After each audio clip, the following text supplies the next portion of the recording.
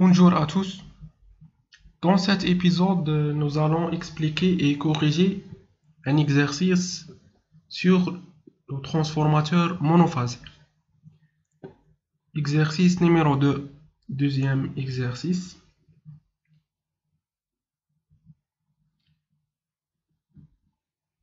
L'exercice, le primaire du transformateur étudié est alimenté sous une tension de valeur efficace Vn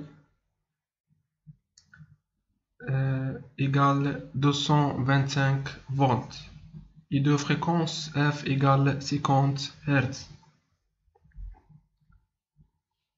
Premièrement, on a réalisé un essai en continu, c'est-à-dire on essaie l'alimentation, c'est tension continue. On a mesuré V1 égale 12 volts et E1, le courant égale 3,74 ampères.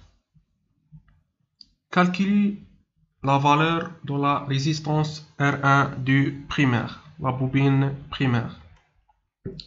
Deuxièmement, il s'agit d'un essai à vide réalisé sous tension primaire nominale. V1 0, c'est la tension à vide dans la bobine primaire égale V1 nominal. On a mesuré les grandeurs suivantes. E1 0, c'est égale 0,24 ampères. C'est la valeur efficace de l'intensité du courant absorbé par le primaire. V2 0 égale 48,2 volts. C'est la valeur efficace de la tension secondaire à vide. Et P1 0 égale 10,2 watts. C'est la puissance absorbée par le primaire. Première question, la question A, calculer le rapport de transformation. La question B, évalue les pertes par effet Joule dans ce fonctionnement. C'est la première partie de l'exercice. C'est en déduire la valeur des pertes dans le fer à vide et justifie l'emploi de cette même valeur en charge sous tension primaire nominale. Le troisième question ou troisième partie, le secondaire est court-circuité et le primaire alimenté sous tension réduite. Le courant secondaire de court-circuit est de CC, c'est-à-dire en court-circuit, est égal au courant secondaire nominal, I de N.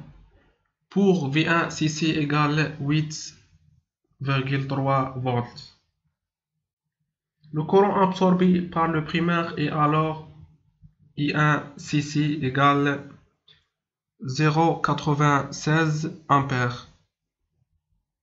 Ou pardon 0,86. A, c'est la première partie de troisième question, sachant que dans cette ici, le transformateur peut être considéré comme parfait. Pour les courants, calculer la valeur du courant secondaire de court-circuit et de CC, parfait ou idéal. Calculer la question B, calculer la valeur de l'impédance totale ramenée au secondaire. ZS, c'est l'impédance ramenée au secondaire. Quatrième question, le transformateur est alimenté sous tension primaire nominale. Pour simuler la charge, on utilise une bobine sans noyau de fer, équivalente à un circuit RL serré, sans impédance, et Z égale 11,6 ohms et son facteur de puissance C cos alpha ou θ est égal 0,89. Le wattmètre mesure P1 égale 180 watts et l'ampèremètre I2 égale 4 ampères. Calculer la tension secondaire en charge V2. La question A. Ensuite, la question B. Montrer que la résistance R de la bobine est R égale 10,3 ohms. En déduire la puissance active P2 consommée par cette charge. La question C. Déterminer le rendement du transformateur au cours de cet essai. En déduire la valeur des pertes par effet Joule des transformateurs, c'est la question D. Ensuite, la question E. Donner les valeurs de RS et de XS. XS, c'est la réactance et RS, c'est la résistance en secondaire. La correction. Première partie, on a réalisé un essai en continu. On a mesuré V1 égale 12 volts et I1 égale 3,74 ampères. Calculé 3,64 ampères. Calculer la valeur de la résistance R1 du primaire. La réponse ici à courant continu.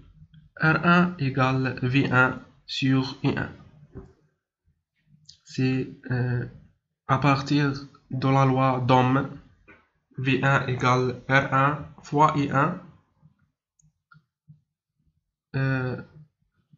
Donc R1 égale V1 sur I1 et égale 3,3 ohms.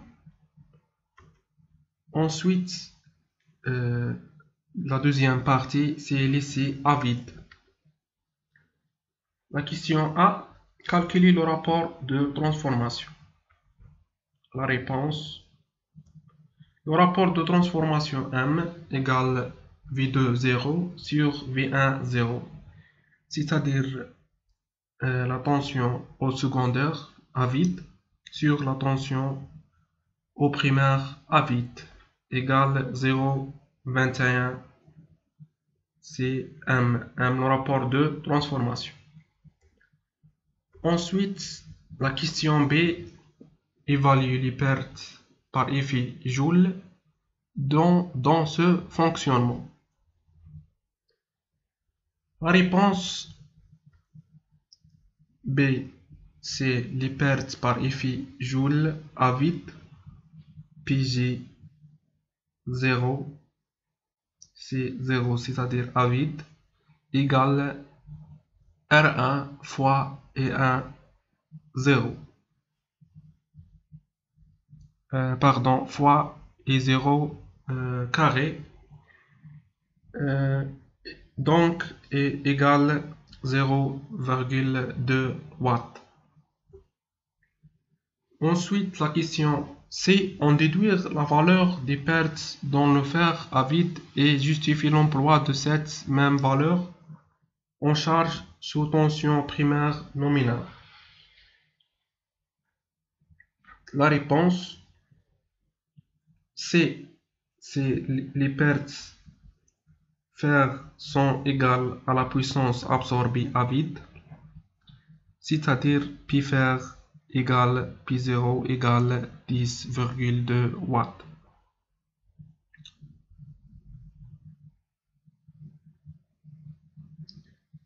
La troisième partie, l'essai en court circuit. La question A, sachant que dans cet essai, le transformateur peut être considéré comme parfait pour les courants, calculer la valeur du courant secondaire de court-circuit et de CC. La réponse, le courant de court-circuit au secondaire est E de CC égale I1 CC sur M. M, c'est le rapport de transformation et 1 CC, c'est le courant en court-circuit au primaire. Au primaire, c'est la bobine primaire. Sur M, le rapport de transformation égale 4 ampères. Ensuite, la question B, calculer la valeur de l'impédance totale ramenée au secondaire ZS. La réponse, l'impédance ramenée au secondaire est ZS égale M fois V1 CC sur E2 CC.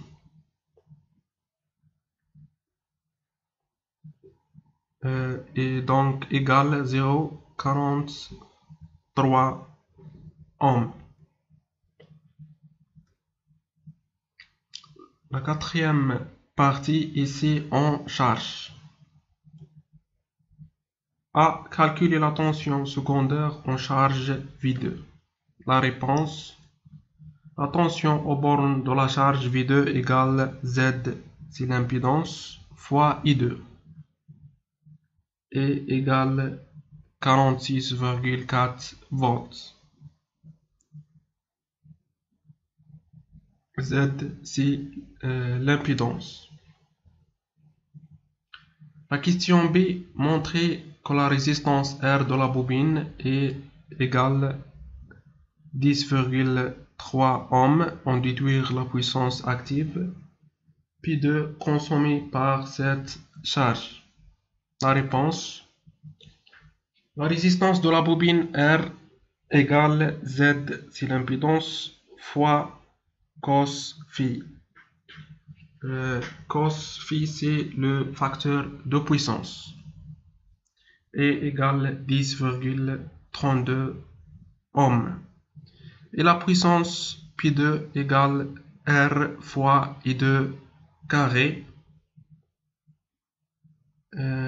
Donc, égale pi2 égale 165 watts. La question C, déterminer le rendement du transformateur au cours de cet essai.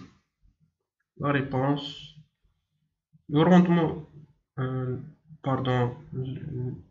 du transformateur est nu égale P2 sur P2 plus P0 plus RS fois I2 carré. C'est-à-dire, la puissance utile, c'est P2 sur la puissance absorbée. Et donc, le rendement égale 0,91. C'est le rendement du transformateur. Ensuite, la question D, on déduire la valeur des pertes par effet Joule du transformateur. La réponse, les pertes par effet Joule du transformateur est P Joule égale P1 moins P2 moins P0 égale 4,8 watts. Ensuite, la question E, donner les valeurs de RS et de XS. XS, c'est la réactance. La réponse, la résistance RS égale les pertes par effet Joule sur I2 carré égale 0,3 ohm. Et la réactance XS égale ZS, c'est l'impédance carré moins RS carré et racine, c'est racine de ZS carré moins RS carré égale 0,3 ohm. Et enfin, abonnez à la chaîne électromécanique et technologie. J'aime et partagez la vidéo. Et merci.